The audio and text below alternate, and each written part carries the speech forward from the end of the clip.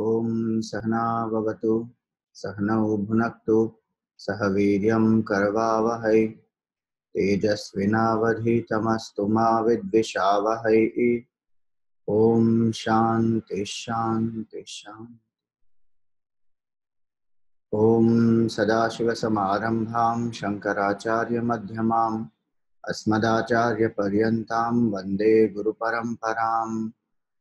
श्रुतिस्मृतिपुराणानाम् आलयं करुणालयं नमामि भगवत्पादं शंकरं लोकशंकरम्। समस्तजनकल्याणे निरतं करुणामयं नमामि चिन्मयं देवं सद्गुरुं ब्रह्मविद्वरम्। सर्ववेदान्तसिद्धान्त गोचरं तमगोचरं गोविन्दं परमानन्दं सद्गुरुं प्रणतोऽस्म्यहम्। Hरि Om. Salutations to all. So we are seeing in verse 237, 20 pointers of Brahman. So we saw Ata Param Brahma Sadadvitiyam. Brahman is supreme, nothing greater than Brahman, because it is beyond time, space and causation.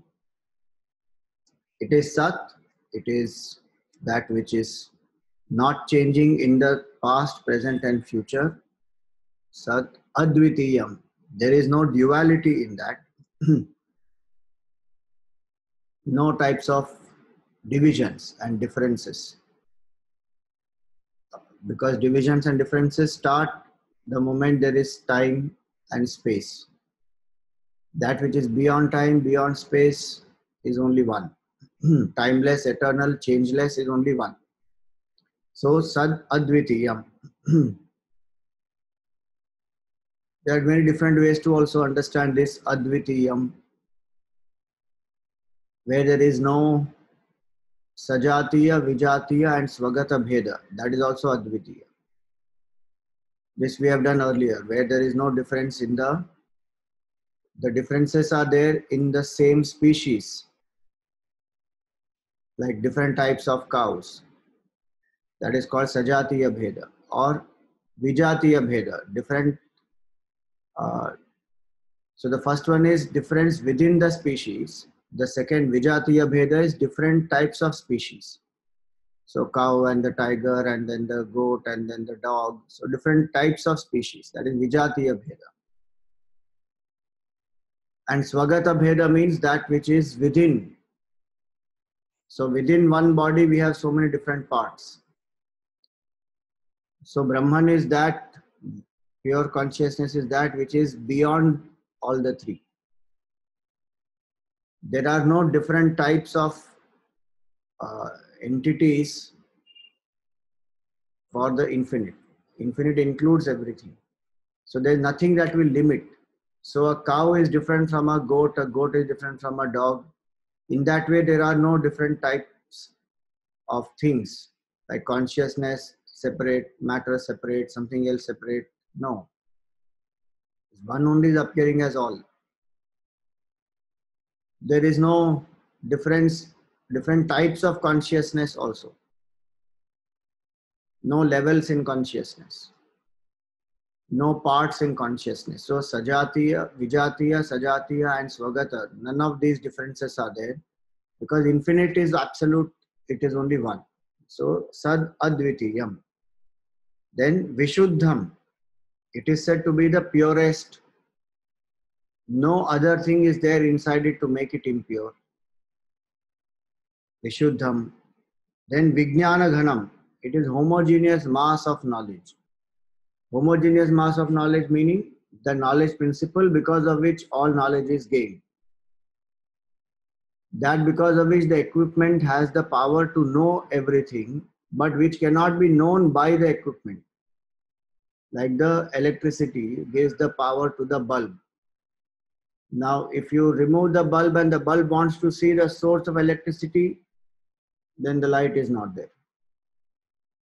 So, equipment gets empowered by consciousness and gets the ability to know everything. So, that is particular knowledge. But the knowledge principle which empowers this equipment, that is pure consciousness. And hence the only way to realize this consciousness is that when we transcend the identification with the equipment and understand ourselves to be that pure consciousness. So Vijnana Ghanam. Then Niranjanam, without any taint.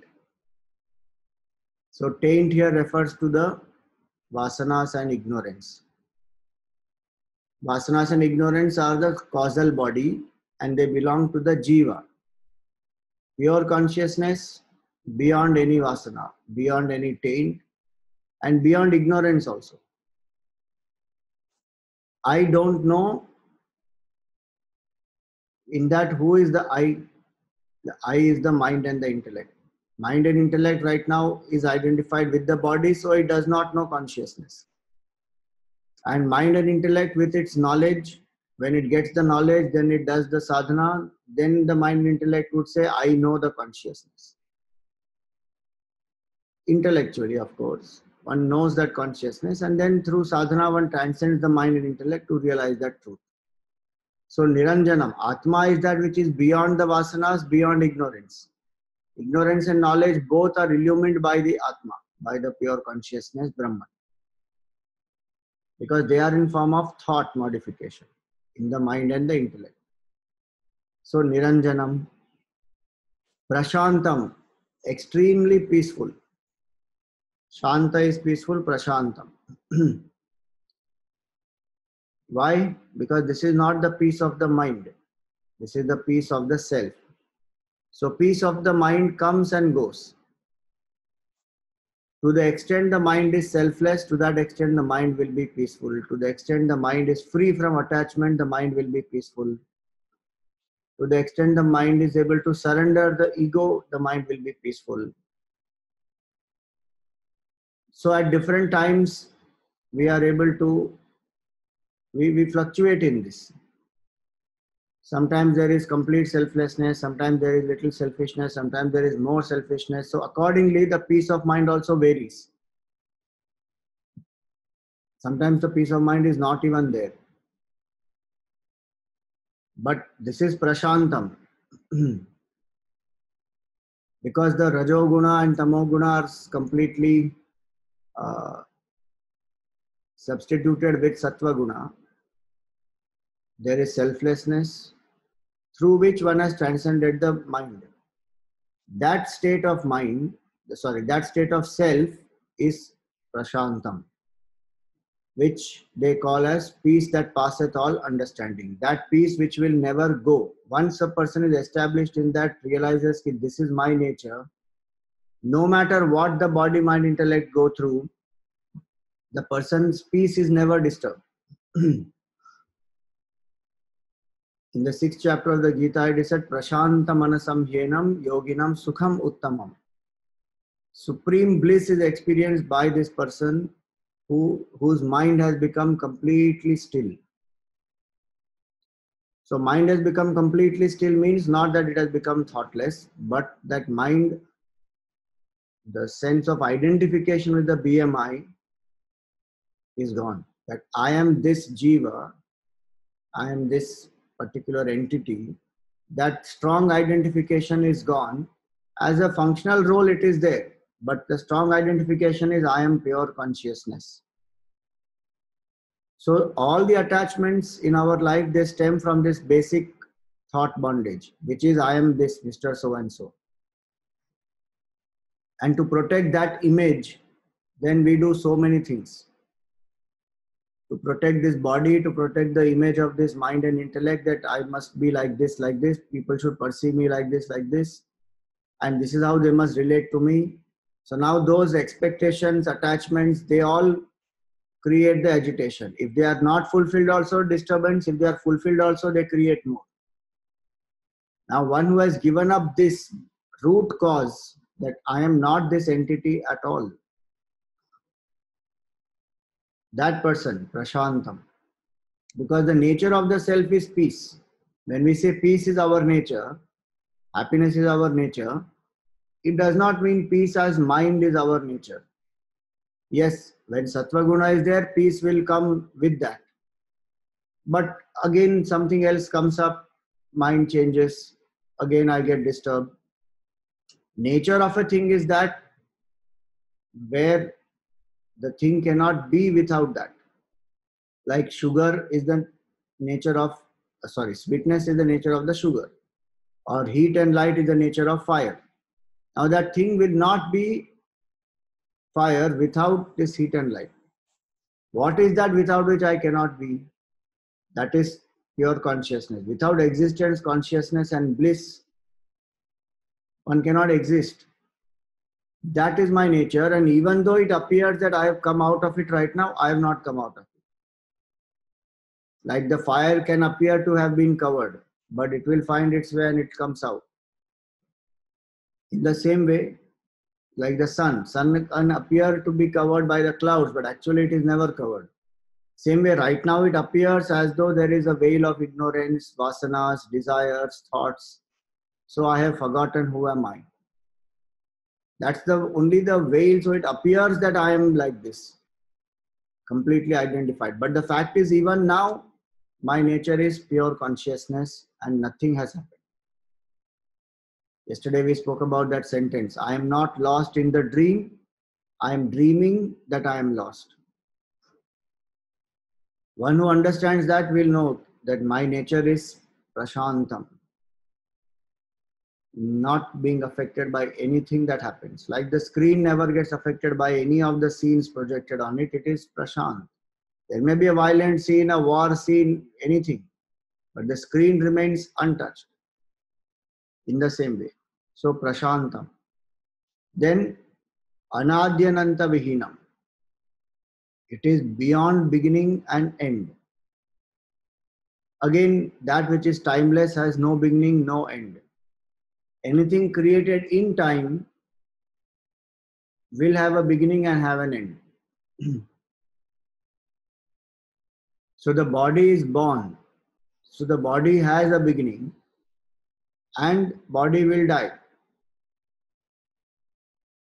Every moment it is actually dying. Dying in the sense it is changing. Because it is conditioned by time. So that which is conditioned by time will be born, will go through modification and will ultimately die. So there is no choice. If I am born, I have to die. But consciousness is that which is unborn. So there is no death also. So anadi, hence ananta. Adi and anta vihinam. It is beyond beginning and beyond the end. So again, remember, all this is to meditate on Brahman as my nature, that I am not this body which is born. I am not the thoughts which are created. I am not the feelings that rise. Because whatever is created, it need not be only body, it is also the thoughts, emotions, ideas, values. They all are born and they will die. So disassociating with all of them and contemplating that my nature is that pure consciousness, I am unborn, undying. Where that I is not this jiva, not the body, I is the consciousness.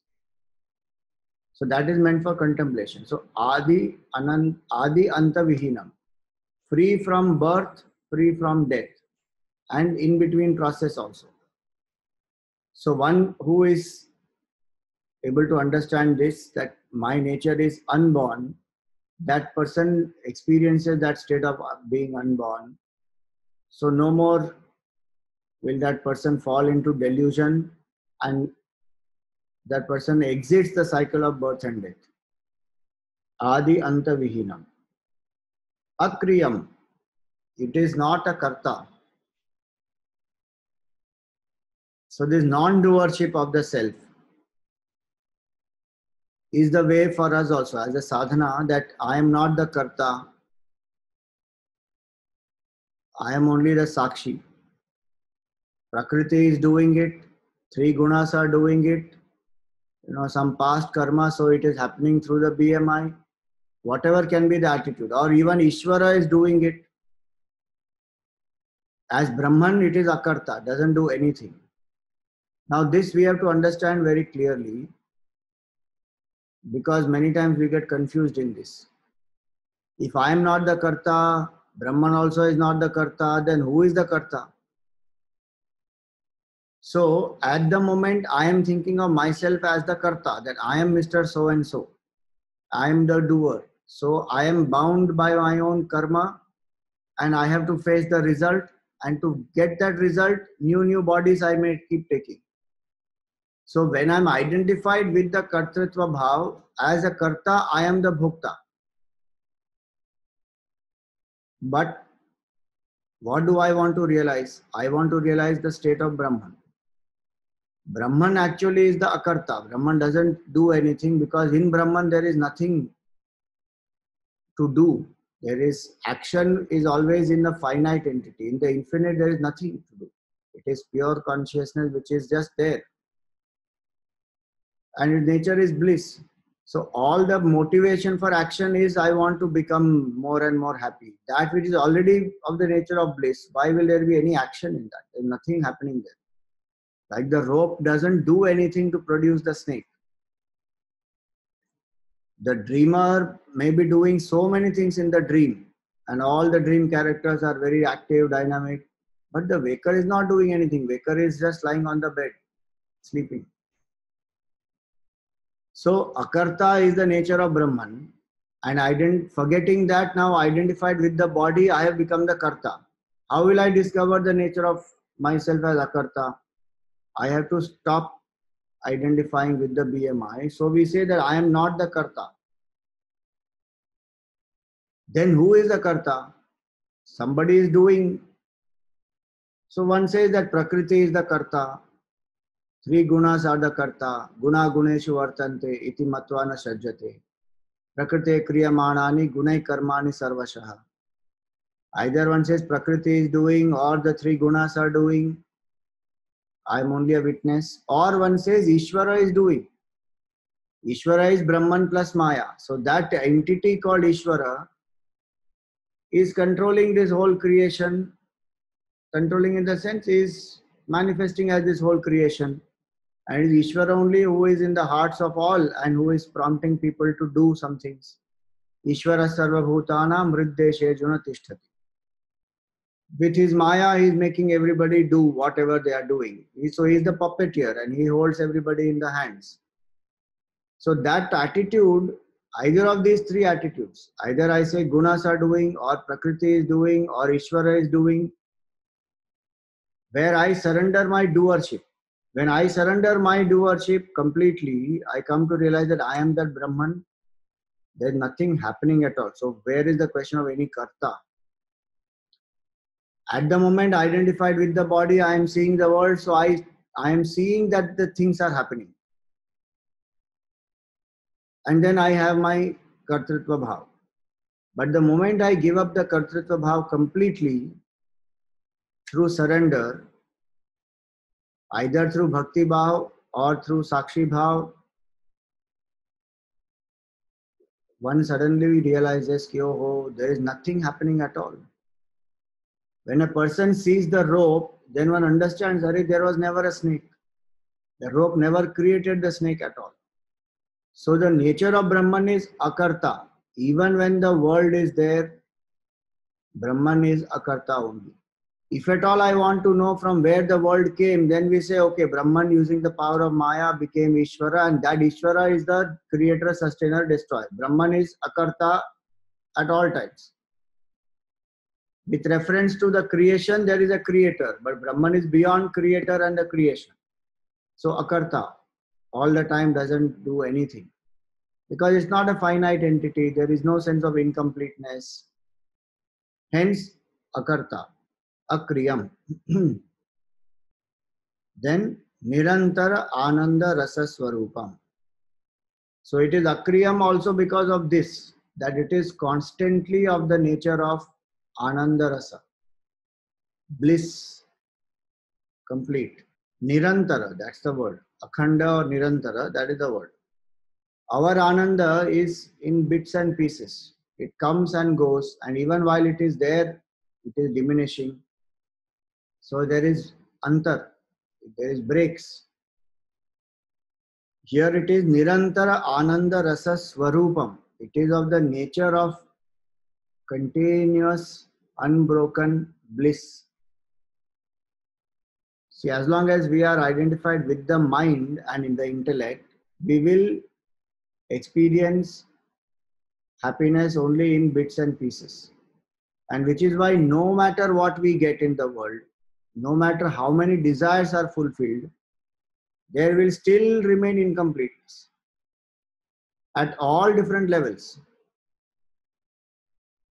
You see, physical needs, emotional needs, intellectual needs, social needs, whatever Abraham Maslow said, all those needs, even if they are fulfilled till self-actualization, that self-actualization is only manifesting the potential of the mind. One has to actually go beyond that. So even if all the needs are fulfilled, there will still remain incompleteness. So what should one do? One should observe this whole process. Not that one should not fill the needs at all. Fulfill the needs, but observe that when I did not have, I was feeling incomplete. When I have also, the sense of incompleteness remains. Maybe I am in a better position externally. I have more comfort, more conveniences, more people with me, more power with me, so I can do some more things which I was not able to do earlier.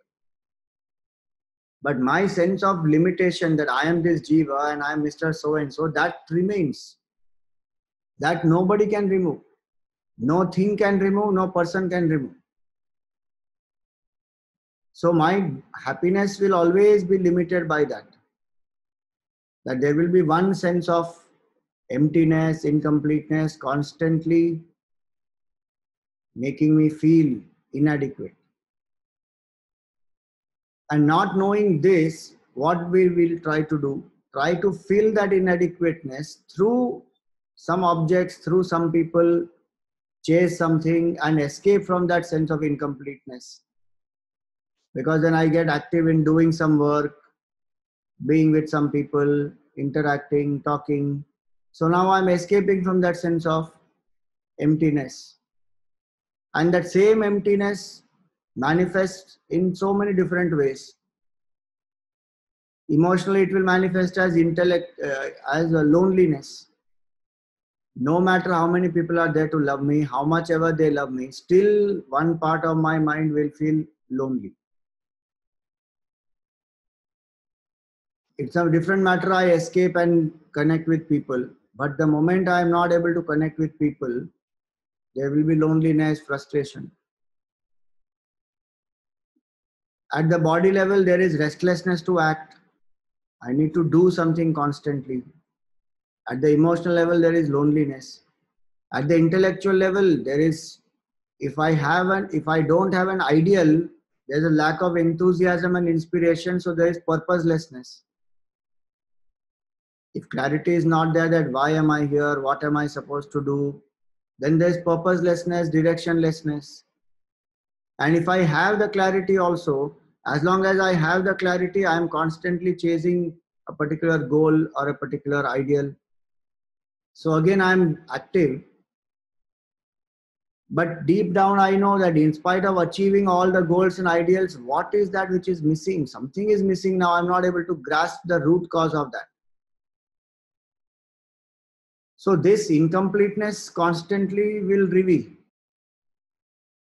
But one who understands that the root cause of this is the sense of limitation I am experiencing is because of the Jiva Bhav, that person slowly withdraws. Having seen this whole process that in spite of going through all the needs, fulfilling all the needs, there is still incompleteness, that person turns within, saying that I have seen enough in the world outside and I have even trained the mind and intellect to be single pointed to achieve what it wants. So now it's in a state of positive attitude, single pointedness, but still there is a sense of incompleteness. How will that go? That goes through contemplation on the infinite. That what is that because of which everything else is happening? What is that which is complete by itself, which doesn't need anything? which is free, which is independent, and experiencing which this sense of incompleteness will go completely. How do we know that exists? Every night in the deep sleep, we have the experience that in spite of body, mind, intellect not being there, we still experience a positive bliss. Positive bliss in the sense, we still experience peace. So that is the way to experience. There is no sense of incompleteness there because there is no sense of Jiva Bhav. So one who has got this will start the process of surrendering or letting go of this false identification. Then a person comes to experience Nirantara Ananda Rasa Swarupam, that my nature is constant bliss. Unnecessarily I was going through so much of insecurity, loneliness, restlessness, directionlessness, all these.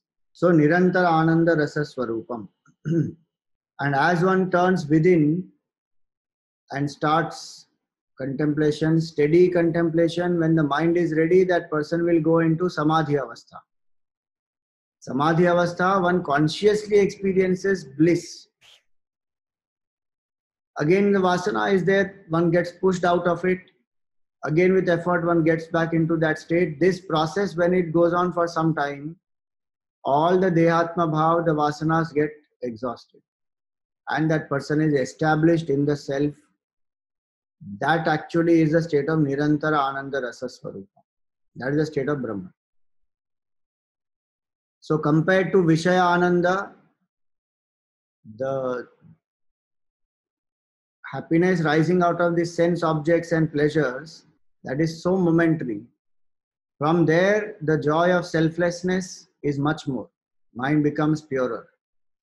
The joy of Upasana is much more than that. Mind has become pure and single pointed, and through sadhana of the Ishvara or the Lord, the ego is becoming weaker and weaker and surrenders. So the Vishayananda to selfless Ananda, the joy of serving people selflessly. From there to Ananda of the Upasana, single pointedness.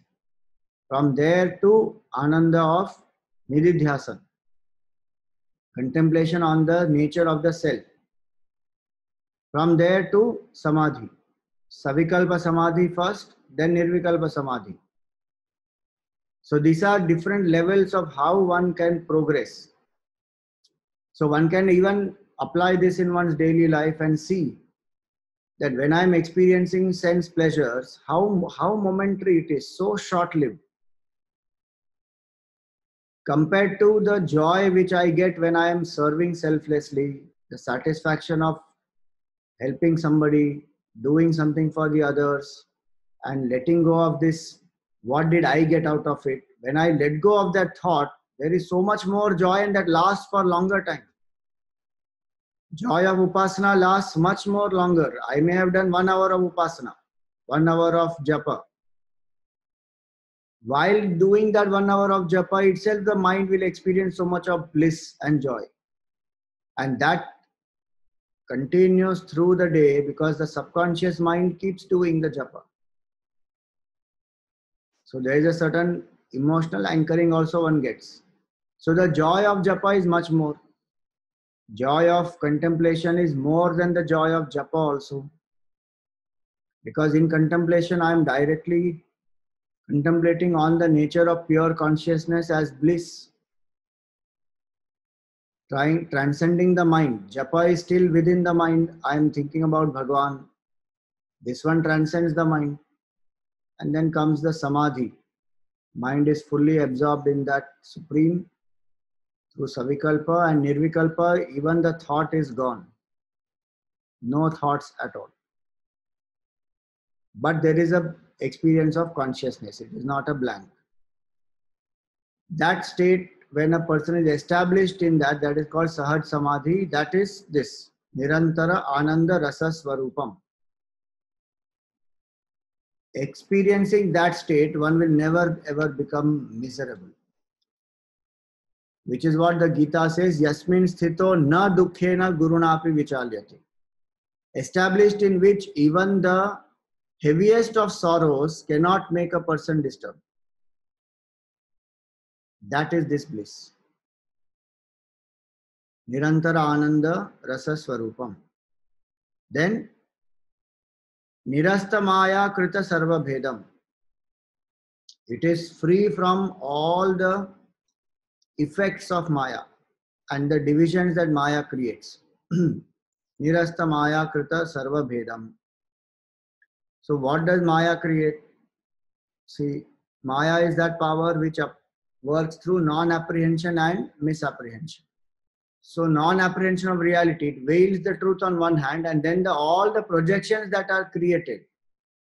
So this one is made to appear as many. That's the power of Maya.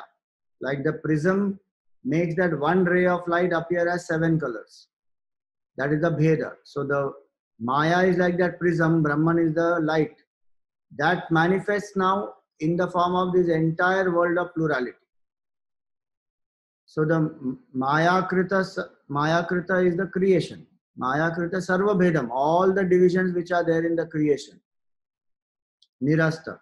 Why? Because all these are only projections of Maya. In that pure consciousness which is beyond Maya also, none of these exist. Like if the prism is removed, the white light is just the white light. Beyond the divisions, beyond the 7 colors. In the same way, Nirasta Maya Krita Sarva Bhedam. Nityam is eternal. That we already saw, that which is not having beginning, no change, no end. So that is Nityam, eternal, in 3 periods of time, changeless. Then Sukham, that also we saw. The Sukha is of the pure bliss, not the emotional gratification, not the sensory gratification, not the intellectual satisfaction, but the bliss of the self. Sukham. Nishkalam, without any parts. Brahman doesn't have any parts. Body has parts. Gross body has parts, subtle body has parts, causal body also has parts. Of course, their parts are not similar to each other. Gross body has gross parts. Subtle body has parts in the sense different types of thoughts. Single pointed thoughts, wandering thoughts, selfish thoughts, like that different parts are there. One can classify the thoughts. In fact, one of the things is, the symbolism is that when Shri Krishna killed this Narakasura, the Narakasura has collected 16,000 princes. And when Narakasura got killed, all those 16,000 princes, they came and surrendered to Shri Krishna and saying that now who will marry us? The society will not even accept us. We come to seek your refuge. Please give us your protection. And Bhagwan said, that is fine. And that's how he got married to those 16,000 princes. Now that is the story. And who is this Narakasura? This Narakasura is the son of Bhumi Devi, Mother Earth. Has become so powerful, has won over the 3 worlds, but troubling everybody. And he wanted to become immortal. So he wanted to do a special ritual whereby these 16,008 princes he would sacrifice. And he thought that by that he will become immortal. Nobody will be able to kill him after that. Now this is the story. Krishna goes there with Satyabhama and finally he is killed. Narakasura is killed. Actually, Satyabhama kills Narakasura. So, now what is the symbolism of this story? Earth means soil. So, the body of ours is made up of this earth. And this Narakasura is the Ahankar. This Ahankar makes life Naraka only. And that Ahankar is an Asura. So, this Narakasura is Ahankar, And this Ahankar has captured the 16,000 princes. Who are these princes? These 16,000 princes are 16,000 varieties of thoughts. It is said that our masters in the past, the great rishis, have identified 16,000 thought varieties, meaning channels into which the mind can flow. Thought channels, these are 16,000 varieties into which the mind goes. All of these are right now captive by the ego, meaning the ego uses them. The ego is that which is keeping them bound. When a seeker surrenders to the Lord, follows the values like Satyam, etc., that person is able to destroy this ego. And when this ego is destroyed, all these thoughts are released. They become as though free. So every single thought becomes divinized, because every single thought then is freed from the tyranny of the ego, gratification of the ego, and becomes divine, serves the society. So thoughts also have classifications. Thoughts also have parts. That's what I meant to say. Body has parts. Thoughts and feelings, they have parts. That is the subtle body. Subtle body itself has so many parts. Mind and intellect is one part of it. Each inside mind and intellect, we are seeing 16,000 thoughts. Then there are 5 senses of knowledge, 5 senses of action, 5 pranas. So each of them have their own subdivisions. So body also has parts, physical parts, gross parts. Mind also has parts. If we see Yoga Shastra, it will also say that the mind has the nadis also are there. Some 72,000 nadis are there that pervade the whole body also. And these are not just they are not physical nerves. They are in the subtle body. So gross body has parts, subtle body has parts, causal body also has parts. Ignorance is there and vasanas are there. So these vasanas have parts, sattvic vasana, rajasic vasana, tamasic vasana. Though they are unmanifest and they manifest only as a desire in the intellect, still it has a texture, and the texture makes it different. Sattvic, rajasic, tamasic. What is that which doesn't have parts? Is this Brahman, Nishkalam, unconditioned, without any parts, homogeneous, one whole pure consciousness. Nishkalam, Aprameyam, immeasurable. Ma means to measure. Aprameya, it is that which is immeasurable. Immeasurable here indicates not only that it is infinite, but also that no sense faculty or the mind or the intellect will be able to grasp it or measure it. Meaning it is not an object. An object can be measured. So we see this book, so we can measure it is this size. Or computer is this size. So a finite object which has parts, which is created, can be measured and it can be grasped by a certain equipment. This Brahman has no parts, it is infinite. So first of all, it is not possible for the body and the senses to grasp it. Can the speech grasp it? No. How much ever we explain about it, so many pointers which we are seeing now, again these cannot grasp Brahman. They can only indicate that if I think in this direction, I may come to experience Brahman, but they cannot define Brahman. So speech cannot grasp it, speech cannot measure it. Can the mind and intellect measure it? No. Because as we saw, the mind and intellect can measure anything other than it, which is an object. But this is a subject, the very cause for the mind and intellect. So again, the mind and intellect cannot grasp it. So it is not an object, in short. Not an object that can be grasped, which is why it is difficult for many people to comprehend it. Because we are only used to comprehending objects which are other than me, apart from me. Now to comprehend the subject within, the mind and intellect must have special qualities of selflessness, sattva guna, to turn within and to drop completely, surrender completely itself.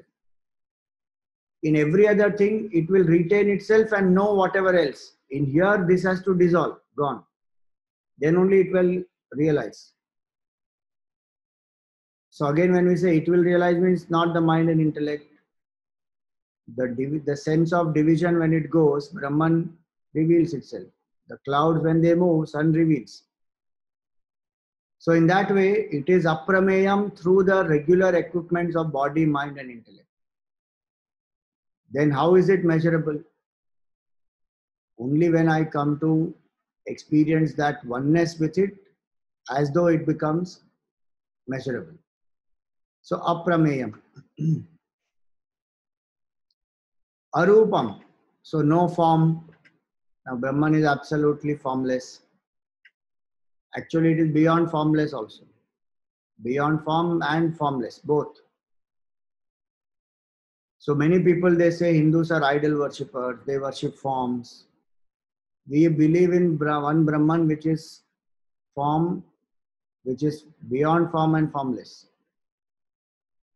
Indescribable, immeasurable, that's what we saw. All these pointers we are seeing. But then we also need form, because as long as I am identified with one form, God also has form. If I don't have a form, God doesn't have a form. As simple as that. So using the form of God, I get detached from this form. And when I get detached from this form of God also disappears. Person becomes arupam. So arupam, again remember, all these are my true nature, not some Brahman's qualities. Some Brahman is formless. No, I am that formless reality. I am that immeasurable truth.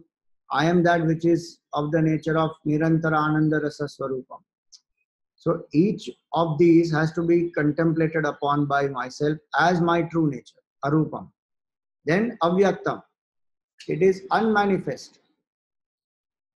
Unmanifest only because my attention is on the name and form right now.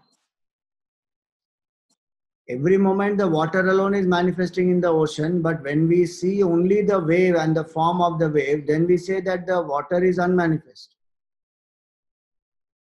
So unmanifest in that sense. And unmanifest in also that sense that it is not an object that can manifest, that senses can grasp. So avyaktam. So it is unmanifest as though. Then anakhyam, nameless. So every name, even the word Brahman, is only an indicator. How it doesn't define the thing at all. Avyaktam, anakhyam. And because it is not an object, there is no description. Any name will actually define that object or indicate that object to distinguish it from the others. First of all, here there are no others. Plus, this is not an object. And any name we give is so limited and finite that it is incapable of explaining what is Brahman. At the maximum, it can explain one aspect of Brahman. That's why 20 pointers are given. And even after 20 pointers are given and many more can be given, we will not be able to explain that. Unless one experiences it, there is no other way. So anakhyam. Avyayam, it is changeless, immutable.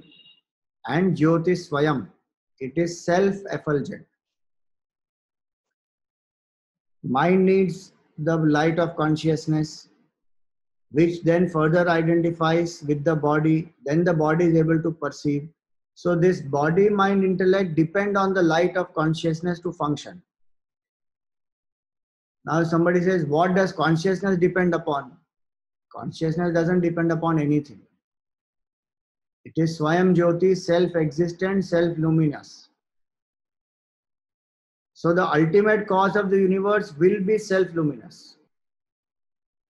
No other source of illumination it has. Because if it has another source, then one will ask, what is the source of that?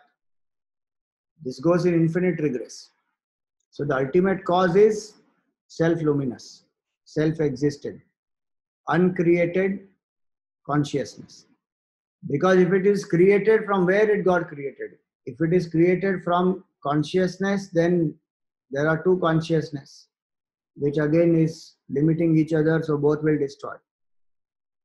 If it came from blank, how is that possible? From a nothing, consciousness cannot come out. So the only option is it is existent by itself because it's infinite. Infinite cannot be created. So I am that pure consciousness which is Jyoti Swayam. No other light it requires, it is self-effulgent. It functions, it exists on its own, everything functions because of it, but it doesn't need anything to function. That's why, in the Upanishads, one of the pointers of Brahman is Pashyami achakshuhu sashrunomi akarnaha. That consciousness is that which sees without eyes, hears without ears. Meaning it does not require any equipment to experience. Equipments require consciousness to experience everything. If a consciousness is not there, none of them will function. Electricity is not there, bulb can't give light. So, it's very interesting. This line, Pashyami achakshu, seeing without eyes. See, this in Upanishad, it is a pointer of Brahman. But it is very strange here. Even at the level of mind, one can apply this. Our brain actually does not need eyes to see. Do you know that? It is amazing phenomenon. There are exercises in yoga which can activate the midbrain. So when that midbrain activation is done through regular exercises, then even if the eyes are completely covered, one can see everything. Because the brain gets activated. Without the physical eyes, you may say, no, how is that even possible? But you see that those things exist in this world, those exercises exist, and each and every one of us in the dream state, are we seeing or not? How do we see our dream? Physical eyes are closed. Physical eyes are not even being used. But we see the entire dream. Everything in the dream is very clearly visible to us. So, it is not that it is impossible. So, even the mind, the brain can see without eyes. The only thing is one has to do those exercises and be regular in those types of meditations and activate that midbrain. Then one can do. You go on the YouTube and check out. So many small children are doing it nowadays. In fact, that is a danger because it gives different types of powers and it can be misused also. But there are people who are doing it. You will see them. They have a full black patta on their eyes and they can see everything. You bring a book in front of them, they can read what is written. They will tell you what is the color of your cloth, what is that which you are holding in your hand, every single thing. But the whole thing is closed. So now what was the point? The point is that if the equipment also has those powers, what to talk of consciousness? That which is Swayam Jyoti needs nothing.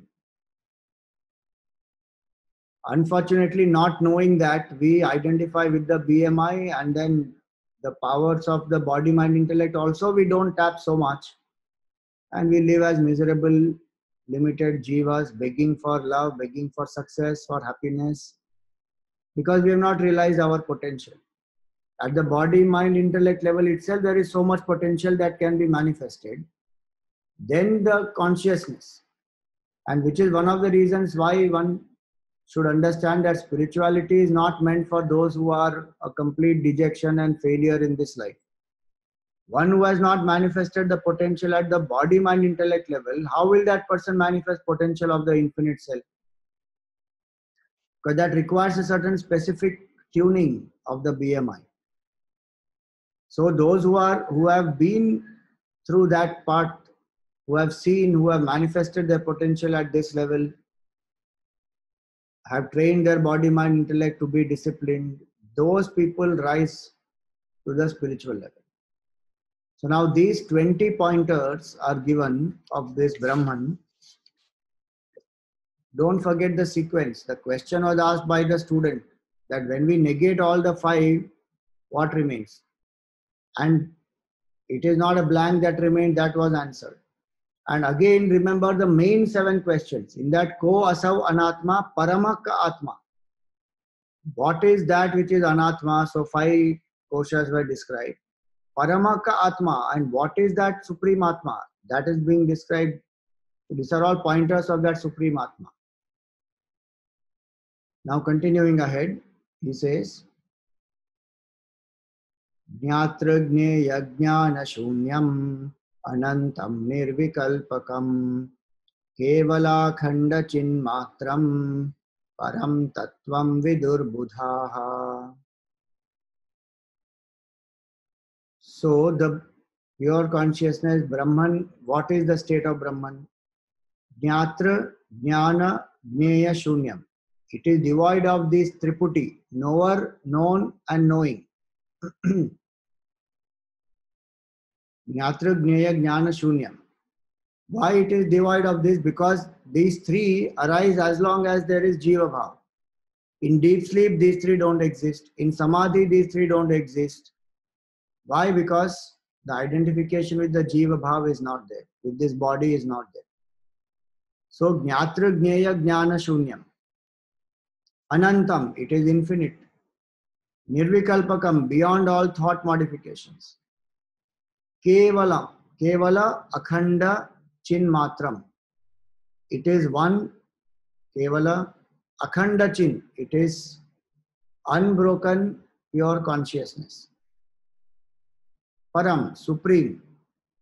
Tattvam is the essence. In this way, the sages realize. So using these 20 pointers, what do the sages realize? This is the state. That they realize that my pure nature is this consciousness where there are no distinctions, which is one homogeneous whole, which is supreme, which is beyond any thought modifications or parts. Now, what is this state? Is it supposed to be acquired by us? If it is my own nature, then how can I acquire it? So see the next words. Aheyam anupadeyam mano vacham agocharam aprameyam anadyantam brahma purnamaham maha. So aheyam, it cannot be rejected. Anupadeyam, it cannot be acquired. This is a state which I cannot reject at all. I may run away from spirituality, I may run away from Vedanta, I may run away from it, from the self, and say that even God does not exist, but it is not possible to reject it because it is the cause of everything else. How can the mud pot deny mud? It does not exist without the mud. That's why Gurudev is to say that even to say that God does not exist, you are saying that God does not exist only by grace of God. Why? Because consciousness is enlivening you, otherwise you won't be alive. That consciousness is God. And unless that consciousness doesn't enliven the BMI, one can't even think, forget saying anything. One can't even think that there is no God. The capability to think and come to conclusion that there is no God is also because of consciousness. So this cannot be rejected at all. One can reject, in fact, everything else. The world can get rejected. The entire universe disappears. But Brahman doesn't disappear. Brahman remains at all times. And the strange part is we are running behind the world which is perishable and forgetting Brahman. So aheyam, it is that which cannot be rejected at all. Then can it be acquired? It is not an object to be acquired. Anupadeyam. Upadeyam means to get. Anupadeyam means it cannot be acquired. Meaning it can't be rejected, it can't be acquired. Meaning what? It is already existing. I have to only recognize it. That's all. So if I am poor, I don't have money, I can acquire money because it is object, and there is a sense of void in terms of incompleteness in terms of money. This is not like that. It is not an object to be acquired. So what is the meaning of this? Aheyam anupadeyam, meaning neither rejection nor acquisition. This is the attitude even in meditation. No rejection of a thought, no acquisition of a new thought. Just leave them alone. Thought comes, thought goes, let it go. I am the Sakshi already. I don't have to become a Sakshi, nor do I have to reject that. I am consciousness already. Aheyam anupadeyam mano vachama gocharam. Also this aheyam anupadeyam, the depth of it, if we understand, it is not something that I will get by any amount of action. And it is not something that I will lose if I don't do anything. It is always my nature. So what is required is only my tuning with it. This is my nature. That's all. Neither acquisition nor rejection. Brahman cannot be rejected. Brahman cannot be acquired. Brahman can only be known as one's nature. That's it. There is no other thing in the world like that. Either one will reject it because it is bad, or one will acquire it because it is good. Both of them are situations for the objects. Rejection, acquisition. Rejection, acquisition. That's all goes on in the world. And that remains with us for some time, then it perishes. So again, I acquire something new. So this process of rejection, acquisition goes on as far as the objects are concerned. And we get so used to this that even we make the spiritual goal also the same way. Consciousness, we say we have to acquire. I am ignorant, I have to gain. No. Consciousness cannot be gained. Knowledge of the consciousness can be gained, which will destroy the ignorance. That is not gaining consciousness. That is already there. It is only recognizing that, knowing that.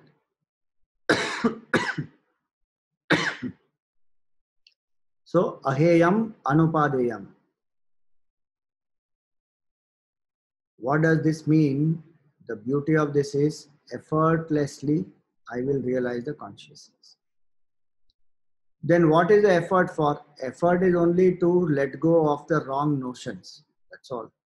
Consciousness cannot be rejected or let go, nor can it be acquired. No amount of books I study, I can acquire consciousness, because books cannot produce it. It is already existing. Only recognize it, recognize it. So effortlessness is the way to realize it. All the effort is to reach effortlessness. How contradictory is that? But that's how it is. Put so much of effort to come into the state of effortlessness. It is not something very abstract. All of us do it. In the beginning, to drive a vehicle, when I'm learning to drive a vehicle, it is a lot of effort. Somehow I manage to master it. I learn it. Now I don't need a teacher to help me. Now I'm able to drive on my own. But as a few months pass, few years pass, now that entire driving becomes effortless. How did you come to effortlessness? Because of effort. Through proper continuous effort, one slowly masters it and glides into effortlessness. Same way, aheyam anupadeyam. With great effort, one pursues this path, neither rejecting nor creating, constantly contemplating, and that contemplation becomes effortless. One realizes Brahman. Mano vacham agocharam. It is beyond mind, beyond speech, that we already saw. Aprameyam, immeasurable. Anadyantam, beyond beginning and end. Brahma, it is biggest. Purnam, it is complete. Purnam, and what is the experience of the sage? Aham. I am all this. See, that aham is the important word in this. All these are pointers of my true self. So Jiva Bhav is gone. This is my true nature, Aham. And Mahaha. Mahaha means light, effulgence. So my nature is that effulgent, pure consciousness. So that's where we stop for today. And tomorrow we will take up this famous Mahavakya, which is Tat Tvam Asi. Because the way to realize that is through the Mahavakyas. These pointers are given, and Mahavakyas are special statements which help us to realize this consciousness. So that we will do tomorrow. Any questions? You are welcome to ask. Namaste, Swamiji. This is about the word Anantam. That's without any limit. Without any limit also means without any property at all. So you can't even say that God is good. Yeah. Because if you say God is good, that means you're excluding God is evil. Right. So that means both these things are included in God. So how do you reconcile this? How do you explain this? Now, what is the doubt? Of course, God is both good and evil, in the sense that appearances are always there from the cause. No, the God Supreme alone is manifesting as both. So evil is also there, good is also there. But one important thing to understand here is that it is an appearance. God is not conditioned by either of these. So neither God has become good nor God has become bad. Good and bad are appearances of this supreme reality. Wherever we see the expression of, so through the Prakriti, this is what happens. No? The three gunas are there. So how does God appear as good and bad? So God appears as good and bad through the Prakriti, the three gunas, Sattva, Rajas and Tamas. So when there is Tamo guna and Rajo guna predominantly, there will be selfishness, there will be ego, there will be manipulation, cunningness, all these. So they are through the Prakriti, the gunas, that this combination of the gunas enlivened by consciousness, this appearance of, good and bad and all the pairs of opposites, heat and cold, pleasure and pain, success, failure, all these happen because of the combination of the Prakriti, the three gunas. God has not become that. Okay. Thank you. Yeah. The very fact that creation is means that there will be both. If any one exists, creation cannot remain. Oh. There cannot be only heat. There will be heat and cold. There will be pleasure and pain, both. So it is a duality. That's why it is called Dvandva. Okay. Thank you. Om Purnamada Purnamidam Purnat Purnamudachyate Purnasya Purnamadaya Purnameva Vashishyate. Om Shanti Shanti Shanti. Harihi Om Shri Gurubhyo Namaha. Harihi.